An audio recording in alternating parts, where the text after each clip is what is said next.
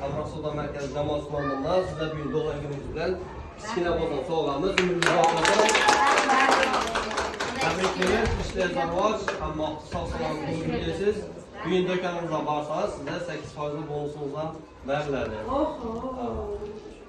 Başka hamkasblaringizdan taklif qiling, sizlar orqangizdan barobar bo'lsalar, sizlar bizning sotuvchi insonlar bonuslar yozib turadi. Barchangiz kanalımızda 3 oy 24 yosh 7 ming mahsuloti muddat to'lovsiz bir pasport bilan.